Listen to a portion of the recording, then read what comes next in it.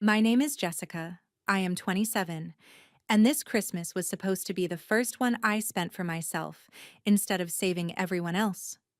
Instead, I ended up watching my mom clutch her phone, her face draining of color as she whispered, "What? This cannot be happening." 5 kids screamed in the background on a video call, toys crashing, someone crying because juice spilled on a brand new dress. On the other end of the line, my mom stared at the picture I had just sent her of my beach chair, my sunglasses, and the plane ticket with today's date on it. She had built her perfect holiday around one assumption, the same one my family had leaned on for years, that I would quietly give up my plans to be the babysitter for all 5 grandkids while everyone else dressed up and had fun. No pay, no thanks, just guilt, and, "You know we cannot do it without you." But this year, I did not cancel my life to make theirs easier. I changed my plans in a way she never saw coming. The thing is, this story did not start with that shocked gasp. It started weeks earlier, with one phone call that pushed me past my limit and made me realize I was done being the family's backup plan.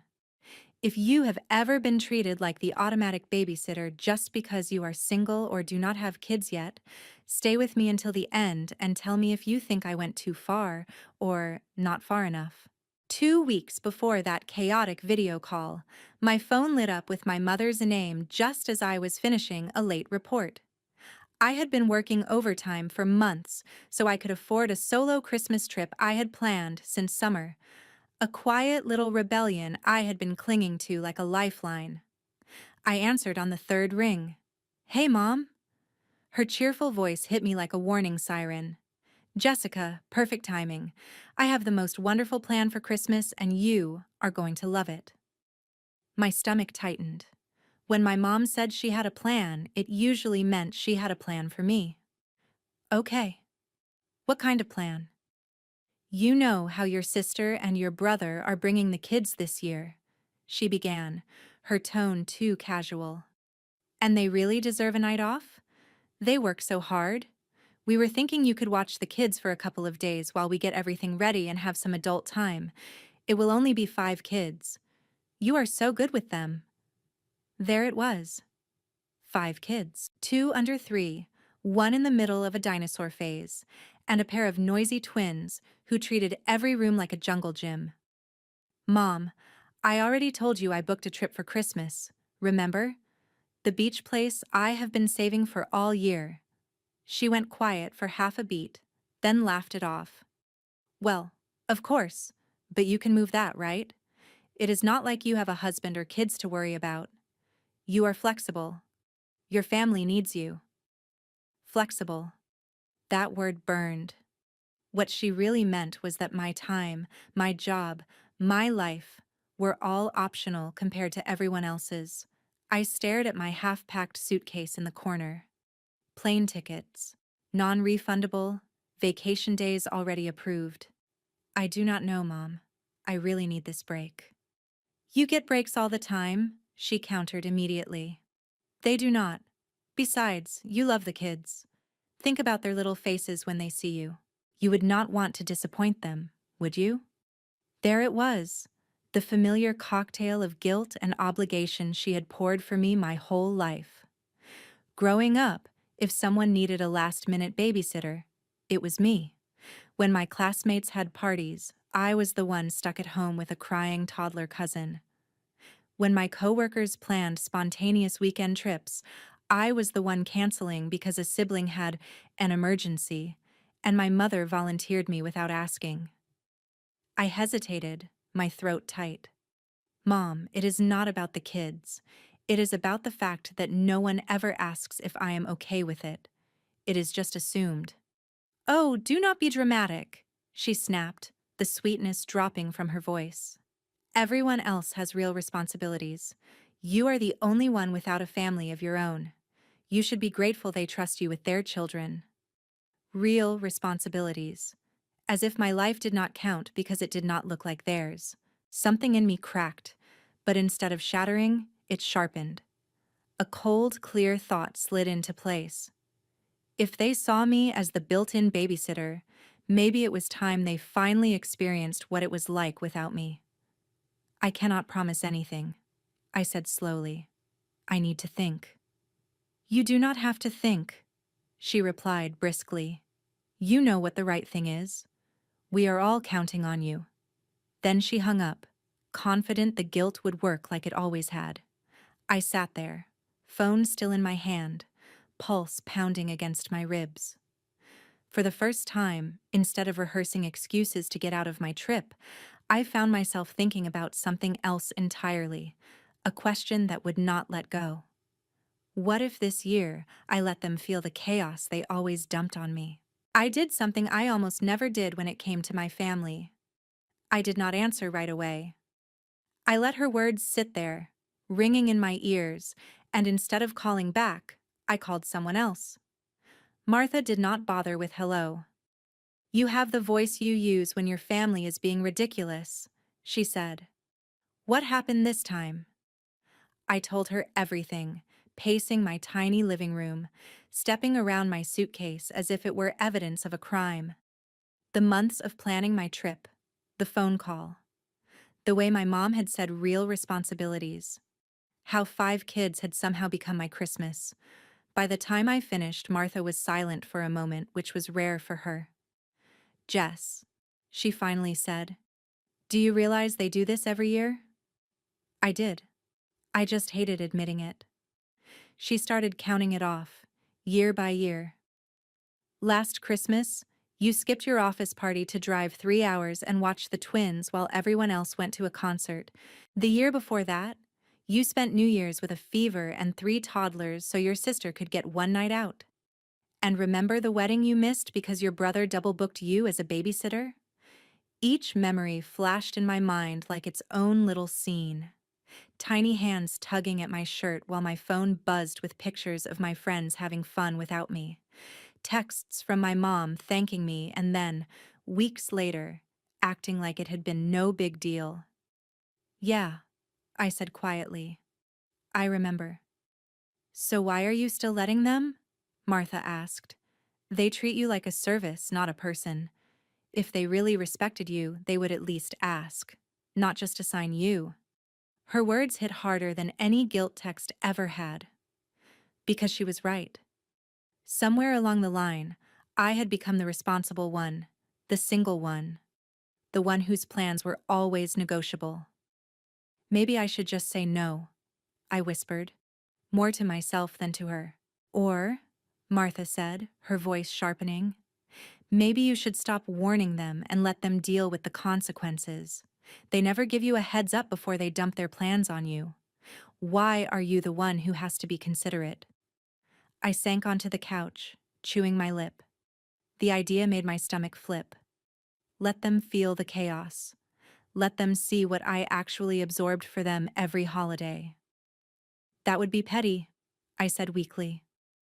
That would be fair, she shot back. You are not trying to hurt the kids. You are trying to force the adults to act like adults. There is a difference. Later that night, my phone buzzed again. This time, it was the family group chat, filled with confetti emojis and long paragraphs about our big Christmas plans. Right in the middle of the thread, my mom had written, Jessica already promised to take all the kids so we can focus on hosting. She is such an angel. We would be lost without her. Promised. I stared at that one word so long it blurred. I had not promised anything. I had said I needed to think. Somehow, in her version of the story, that had turned into a done deal. My heartbeat slowed, turning cold and steady. I watched as my siblings reacted with relief. This is amazing. I really needed this break. Jess, you are a lifesaver. None of them asked if I was okay with it. None of them even checked with me before celebrating. Something inside me finally snapped, but not in the loud, messy way I had always imagined. It was quieter than that, like a knot loosening. Fine, I thought. You want to pretend I promised? You want to assume I will sacrifice myself again? Then this year, you can celebrate without me for real. My fingers hovered over the keyboard. I typed, then deleted, then typed again, before finally sending a message so neutral it almost made me laugh. Got your messages. I will figure out my schedule and let you know. Out loud, I still sounded like the reasonable daughter, but inside, the plan was already shifting. For the first time in my life, I was not looking for a way to fit myself into their expectations. I was looking for a way out. The next day, during my lunch break, I opened my laptop and stared at the open tab for my beach rental. For weeks, I had been hovering over the payment button, afraid my family would somehow talk me out of it. Now, that fear felt smaller than my anger. I checked the dates again. Check in, December 23rd. Check out, December 27th. The exact window my mom wanted me glued to a couch with 5 kids hopped up on sugar. I hovered for one last second, then clicked confirm. Just like that, the trip became real. Not a someday fantasy. Not a maybe. A fact. My phone buzzed a few minutes later. It was my mom again. "Have you thought about what we talked about?" she asked, skipping any form of greeting. "I have," I said, my voice even. "I am still working some things out." "Well, I already told your sister and your brother you would do it," she said briskly. "They are counting on you. We all are. You are the only one who can handle all 5 of them at once. You know how they get." I almost laughed at the backhanded compliment. Translation: "We have relied on you so long we do not know how to function without you." "Mom, I never said yes," I reminded her. "You should not plan around me without asking." "You did not say no either," she replied sharply, "and I knew you would do the right thing once you had time to think. Do not make this difficult." There it was again, that phrase, the right thing, like there was only one acceptable answer and it involved me canceling my life. If I told her about my confirmed booking now, I knew exactly what would happen. She would cry.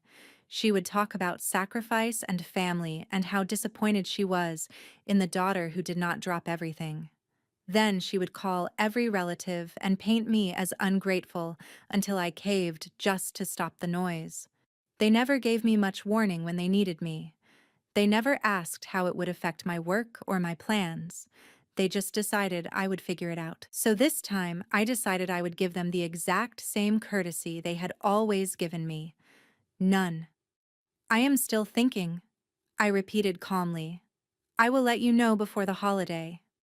"Jessica," she said, her tone dropping into that low, dangerous register I had known since childhood.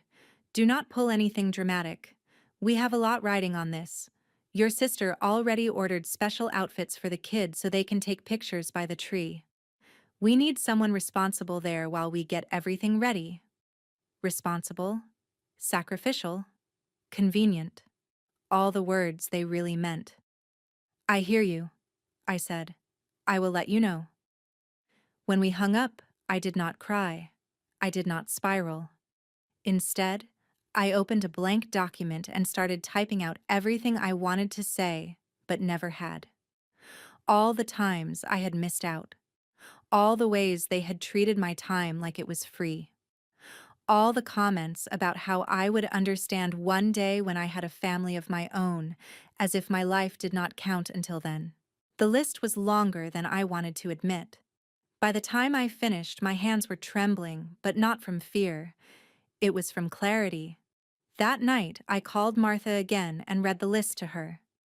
"So," she said slowly when I finished, "what exactly are you going to do?" I looked at my suitcase in the corner, now fully packed. "I am going on my trip." "And your mom?" she asked. "I am going to stop protecting her from the consequences," I said. "Every year she builds this perfect picture of Christmas on my back and pretends the sacrifices are hers. This year, I am going to let everyone see who has actually been carrying the load." Martha exhaled, a low whistle. "Are you sure you are ready for that fallout?" "No. Yes. Maybe."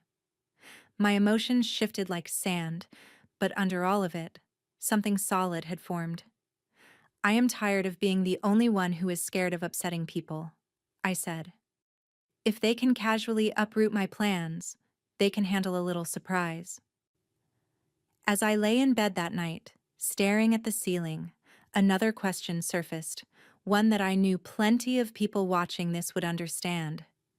How many times are you supposed to set yourself on fire to keep everyone else warm before you finally walk away from the matchbox? I did not have the full answer yet, but I knew I was done burning. Christmas Eve arrived faster than I expected. For once, instead of waking up to a long list of instructions about snacks and nap times, I woke up to my alarm and the soft hum of my suitcase wheels waiting by the door. My flight was at 10. My mom still thought I would be at her house by noon. I brewed coffee, showered, and got dressed in the most unfestive outfit I owned, just to remind myself this was my holiday, not theirs. Before I grabbed my keys, I opened the family group chat one more time. New messages had piled up overnight. Pictures of half-wrapped presents, my sister complaining about glitter everywhere, my brother whining about last-minute shopping. In the middle of it all, my mom had written, "Jessica will be here tomorrow to take the kids so we can finish everything. Thank goodness for her. I do not know what we would do without that girl." The words made my jaw clench, but they also steeled my resolve.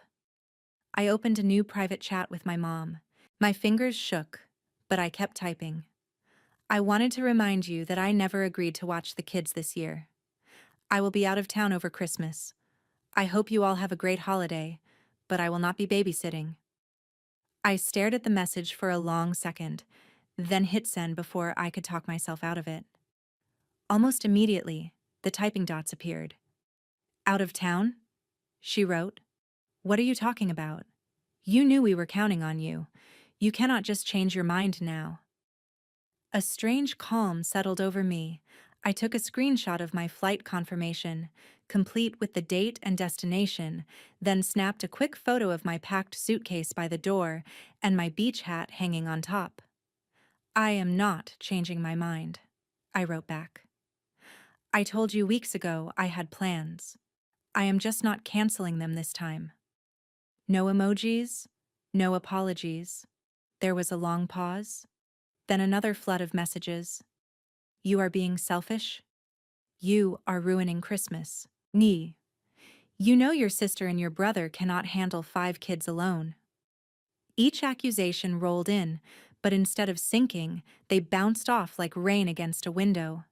Maybe some people listening would say I should have told them sooner, should have warned them more clearly. But how do you warn people who never really listen unless it benefits them? I put my phone on silent, grabbed my suitcase, and walked out the door. The airport was buzzing with holiday chaos, but for once it did not feel like my chaos to manage. I checked my bag, went through security, and sat by the gate with my headphones in, the low murmur of announcements mixing with the thud of my heart. Half an hour before boarding, I caved and checked my phone. The group chat had exploded. "Wait, what do you mean Jessica is not coming? Mom, I thought you said she promised. You said she was fine with it." Then my name started popping up. "Jess, are you serious? Tell me this is a joke." I took a breath and typed a single message into the group chat, instead of replying to anyone individually. "I am not a built-in babysitter. I love you all, but I am not spending every holiday taking care of 5 kids while everyone else gets a break. I told Mom I had other plans. I am on my way out of town. You will need to figure something else out." I hit send and watched as the little message read notifications stacked up one after another. For a full minute, no one replied.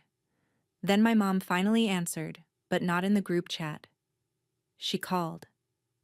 I let it ring once, twice, 3 times before I answered.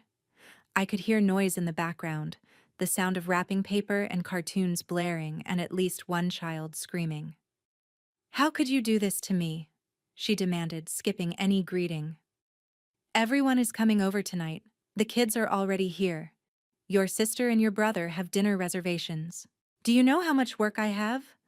I cannot watch all these kids and host at the same time. You should have thought about that before you planned everything around me without my consent, I said quietly. I told you I had a trip. You chose not to hear me. That trip is more important than your family? She snapped. That trip is more important than being taken for granted, I replied. There was a beat of stunned silence. In the background, a child yelled for juice. Another one started crying. Someone knocked something over. This cannot be happening, she whispered, more to herself than to me. I told everyone you would be here. That is the problem, I said. You told everyone what I would do without ever asking me. They called my group chat message drama. They said I blindsided them. But for the first time, it was not my job to smooth things over, to rush in and rescue everyone from the consequences of their own planning. When my boarding group was called, I stood up, rolled my suitcase toward the gate, and said the words I had been too afraid to say for years. I hope you all have a great Christmas, I told her, but this year you will have to figure it out without me. I hung up before she could answer. As I stepped onto the plane, the last thing I saw on my screen was a new photo popping up in the family chat a few minutes later, sent by my sister. 5 kids in mismatched pajamas, one crying, one covered in cookie dough, my mom in the background with her hand over her mouth, eyes wide. Even through the blurry shot, I could almost hear her gasp. What? This cannot be happening. And for once, I did not rush to make it easier. I put my phone on airplane mode and chose myself instead. When the plane landed and my phone reconnected to the network, it lit up like a slot machine. Missed calls, voicemails, 37 unread messages in the family chat. For a second, my thumb hovered over airplane mode again. I could have left it all muted and disappeared into the sound of waves. But another part of me, the part that had always cleaned up the mess, needed to see what happened when I did not. I opened the family chat. The thread looked like a slow-motion car crash. First were the confused messages from my siblings when my mom finally told them I was not coming. What do you mean Jess backed out? I thought you said she promised? Wait, so who is watching the kids tonight? Then the argument shifted. You told us it was all handled. You said she agreed weeks ago. Mom, we booked everything based on what you said. For once, the frustration was not aimed at me. It was aimed at her. In the middle of the storm of texts, my mom kept repeating the same line. She changed her mind at the last minute. I do not know what got into her. My jaw tightened. I had not changed my mind. I had finally acted on it. There is a difference between surprising someone and betraying them. My family had never cared about that difference when it came to me. A video call popped up on my screen. Mom. I almost ignored it, then sighed and answered, more out of curiosity than obligation. Her face filled the screen, flushed and frantic. Behind her, the living room looked like a toy store had exploded. Wrapping paper, plastic packaging, half-eaten cookies. 2 kids wrestling on the floor, one crying on the couch. A cartoon blared from the TV at maximum volume, no one watching it. What do you think you are doing, Jessica? She demanded before I could say hello. Your sister is in the shower. The twins are fighting over a tablet. Your brother is trying to get the baby down for a nap, and your father is at the store. We are drowning here. You cannot be serious about this little stunt. Stunt. That word almost made me laugh. I am lying in a lounge chair, I said calmly, angling the camera just enough so she could see the edge of the pool, the palm trees, the blue sky. I told you I was going on vacation. I am finally doing it. She stared at the screen like she was staring at a crime scene. You sent a picture of your luggage, but I thought you were being dramatic. You are really there? Yes, I said. I am really here. A scream rang out behind her. One of the twins shoved the other and someone crashed into the coffee table. A plastic cup hit the floor and rolled out of view. My mom flinched but did not turn away from the camera. You should be here, she snapped. This is your responsibility. There it was. Not a favor, not help. My responsibility. Why? I asked quietly. Because I am the only one without a spouse? Because I do not have kids of my own yet? Because you decided that made my time less valuable? She opened her mouth, then closed it again. I watched the calculation in her eyes, the way she always rewrote history to make herself the martyr. You know I cannot do all of this by myself, she said, falling back on the line she had used my whole life. I am not as young as I used to be. I thought you understood that. I thought you cared. That is the thing, I replied. I do care. I have cared so much that I have lost count of the holidays, weekends, and nights I gave up to make sure everyone else was okay. But I am done caring alone. She blinked. For the first time, she looked less angry and more scared. Not of the kids, not of the mess, but of something else. The realization that her favorite safety net was not where she left it. Jess, you are punishing me, she whispered, punishing your own mother. I let the silence hang, listening to the chaos behind her, the holiday soundtrack I had been expected to absorb every year. Maybe I am, I said finally, or maybe I am just refusing to keep punishing myself. Do you have any idea how it feels to always be the one expected to cancel? To be told everyone else has real responsibilities while you are treated like a spare part? You are twisting this, she protested weakly. We just needed your help. Families help each other. Families respect each other too, I said. When was the last time you asked what I wanted for Christmas? Not what you needed me to do, but what I wanted. She did not answer. Someone called for her from the kitchen. The baby started crying again. My brother's voice cut through the background, frustrated. Mom, the twins just dumped juice everywhere. My mom's eyes darted away from the camera. For a moment, I saw the raw panic there. Not just at the mess, but at the fact that she would have to admit to everyone that this time she had gambled with my life and lost. This conversation is not over, she said, even as she turned her head toward the chaos. You have no idea what you are doing. Oh, I do, I said. For once, I am letting you deal with the situation you created. You told everyone I promised something I never agreed to. You built your plans on that lie. I am just not covering for it. Her mouth tightened. You are going to regret this when you realize you have pushed your family away. The funny thing was, I had already spent years feeling pushed to the edges of my own family, useful only when they needed something. Maybe, I said softly.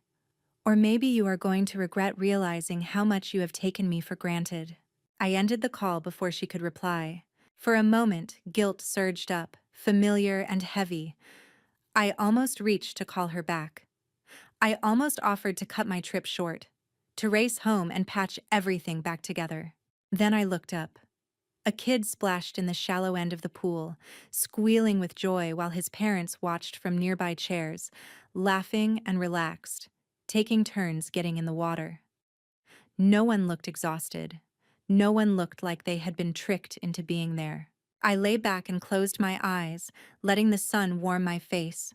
How many of us grow up believing that being a good daughter means being endlessly available? How many of us confuse exploitation with love because it is wrapped in words like family first and sacrifice? The messages kept coming. Angry texts. Guilty ones. A photo of my sister in a wrinkled dress with a kid on each hip, her hair half done and her expression furious. A half-typed apology from my brother that turned into another accusation midway through. For once, I did not respond. I let the thread run wild without me. And as cruel as some people might think that sounds, it felt less like vengeance and more like balance finally snapping into place. If you always save everyone from the fire, how will they ever learn to stop playing with matches? That night, while my family scrambled to rebook dinners, cancel plans, and trade shifts watching the kids, I watched the sunset bleed orange and pink across the water. I ordered room service. I listened to the ocean instead of complaints. For the first time in years, Christmas Eve belonged to me. And somewhere, in a house full of screaming children and broken expectations, so did the consequences. I did not hear my mother's voice again until 2 weeks after Christmas. The first few days after my trip, the family group chat had been a battlefield. My siblings argued about whose fault it was that their plans fell apart.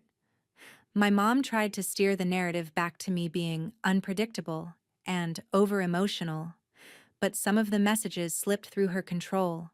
"Why did you tell us she promised when she did not?" my brother wrote at one point. "You always do this," my sister added. "You volunteer her, then act surprised when she gets upset." Watching that unfold from a distance was like watching the curtain finally pull back on a play I had been starring in without knowing the script. For years, I had been so busy performing the role of dependable daughter that I did not realize I was also the scapegoat, the built-in solution whenever my mom overpromised. After New Year's, the chat went quiet. No Happy New Year from my mom. No pictures of the kids clinking plastic cups of apple juice. Just silence. Martha raised an eyebrow when I told her. "So," she said, stirring her coffee, "are they icing you out because you set a boundary?" "Maybe," I said. "Or maybe they finally do not know what to do with me now that guilt stopped working." The call came on a random Tuesday evening while I was sorting laundry. My phone buzzed, and there it was again. "Mom." I almost let it go to voicemail. Then I thought about all the people who would be listening to this story and silently screaming at their screens. "Pick up." Make them say it out loud. So I answered. Her voice was calmer this time, quieter, like someone who had finally run out of steam. "Hi, Jess." "Hi." There was a long pause. I could picture her in the kitchen, fingers twisting the phone cord out of habit, even though it had been cordless for years. "I wanted to talk," she said, without yelling, without the kids screaming. Just talk. I sat down at my table. "Okay, I am listening." She took a breath. I could hear the effort in it. "Christmas was a disaster," she admitted. "Your brother and sister fought all night. The kids were out of control. I had to cancel dinner. Your father ended up cooking frozen pizzas while I tried to get frosting out of the living room rug. There was a time when that description would have filled me with guilt. Now it sounded like a description of reality, one I had been shielding them from for years. "I am sorry it was so hard," I said, and I meant it. "But I am not sorry I was not there." "I know," she said. Then quietly, "That is what scares me." Her voice wavered. "Do you know what your Aunt Lillian said when I told her what happened?" I did not answer. "She asked me why I thought it was your job to fix everything," my mom continued. "She said I have been doing that to you since you were a teenager, making you responsible for everyone else's mess." I blinked. Aunt Lillian, of all people, had said that? The woman who sent me Christmas cards with Bible verses about honor your parents? "What did you say?" I asked. "I told her that you are reliable, that you have always been the strong one, that you do not have as much going on," my mom said slowly, like she was hearing her own excuses for the first time. And she looked at me and said, "Or maybe you just assumed she did not matter as much because she did not complain." The silence that followed was heavy. I could feel my heartbeat in my fingers. I did not realize how it sounded until I heard myself say it out loud. My mom whispered, "Like your life was less important than your brother's and your sister's, because it was simpler to use you." Use. The word dropped between us like a stone. "You could have just asked," I said quietly. "You could have treated my time like it mattered. You could have given me the choice." "I know," she said, "and I am sorry." It was not the dramatic, tear-filled apology movies teach us to expect. It was smaller, rough around the edges, almost clumsy. But there was something real in it. "I am sorry I made you feel like you were only valuable when you were doing something for us," she continued. "I am sorry I told everyone you promised when you did not. I wanted so badly for Christmas to be perfect that I used you as a guarantee." I swallowed. "You did not just do that this year," I said. "You have been doing that my whole life." "I know," she said again. And this time, the words sounded heavier. "Your brother and sister told me I put too much on you." that I always assumed you would step in. Your sister said she never even thought to question it, because that is just how things were. That is how I raised all of you to see it. A part of me wanted to snap back, to ask why it took a ruined Christmas and a public embarrassment for her to finally see it. Another part of me understood that admitting this, for her, felt like stepping off a cliff. So what now? I asked. You apologize, I forgive you, and then next Christmas I am back on kid duty while you book dinner reservations? No, she said quickly. That is not what I want anymore. I do not want you here out of obligation. I do not want you resenting us while you put on a smile. I want you here because you choose to be. And if that means you say no sometimes, then... Her voice trailed off before she pushed the words out. Then I need to learn to live with that. There it was. The real shift. Not the apology, but the acceptance that I would not always bend. I am not saying I will never help, I replied. I love the kids. I love spending time with them. But if you want me to babysit, you ask. You do not assume. You do not build your plans around me without my consent. And if I say no, that is the end of it. No guilt trips, no real responsibilities speeches, no smear campaign in the family chat. She let out a shaky breath. That is fair. Also, I added, if it is babysitting and not just family time, you pay me, like you would pay anyone else you hired to watch 5 kids. On the other end of the line, I could almost feel her flinch. Not because she did not have the money, she did, but because this was the first time I had put a clear price on the labor she had been getting for free. I can do that, she said finally. If we ask you to babysit, we will pay you. The version of me from 5 years ago would have backed down at that point, afraid of pushing too hard. The version of me who had watched 5 kids through a screen while lying by a pool felt something else. One more thing, I said. If you ever tell anyone I promised something I did not, we are done. I mean it. I will not spend another decade cleaning up lies you told to make yourself look like the perfect hostess. She was quiet for a long moment. That is not who I want to be, she said at last, her voice very small. I do not like the way I sounded this year. I do not like the way you had to hurt us to get me to listen. But I guess I left you no other choice. I did not answer right away. Because the truth is, that is exactly what happened. I had spent years being reasonable, diplomatic, accommodating. It was only when I disappeared that they finally noticed how much I had been holding up. Jess, she said softly, do you think you can forgive me? Forgiveness is a complicated thing. It is not a switch you flip. It is a boundary you maintain even when people are sorry. I can forgive you, I said slowly, but I am not going to forget. And I am not going back to being who I was before Christmas. I would not ask you to, she said. We talked a little longer. About work. About the kids. About how my brother had to cancel his fancy dinner and ended up eating takeout in the kitchen while the twins argued over a broken toy. I will not lie. A small, petty part of me enjoyed the image. Not because I wanted them to suffer, but because, for once, their comfort was not paid for with my exhaustion. We ended the call on a truce. Not a fairy tale. No big declarations. No promises of a perfect future. Just a quiet agreement that things would be different, and that if they were not, I would walk away again. This time, without warning. Weeks later, when my sister texted, "We are thinking of doing a family barbecue in the spring.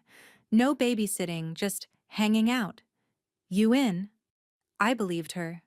For the first time, she sounded like she was inviting me as a person, not as coverage. Maybe that is the real revenge. Not screaming, not dramatic disowning, but forcing people to rebuild their world without assuming you are the foundation they get to stand on for free. I do not know how next Christmas will look. Maybe I will be there, sharing hot chocolate and laughing with my nieces and nephews while my siblings take their own turns putting kids to bed. Maybe I will be on another trip, watching the waves roll in while I send a polite, Merry Christmas text and nothing more. What I do know is this. They now understand that if they want me in their lives, they have to treat me like an equal, not a resource. They have felt, in one brutal holiday, exactly how heavy the load is when I am not there to carry it. And my mother, the woman who once gasped, "This cannot be happening," now knows that her perfect plans fall apart without my consent, not my compliance. So you tell me, was I cruel for stepping back and letting my family feel the chaos they had always dumped on me? Or was this the only way to make them finally see me as more than the built-in babysitter? Would you have gone further? Or do you think I drew the line exactly where it needed to be?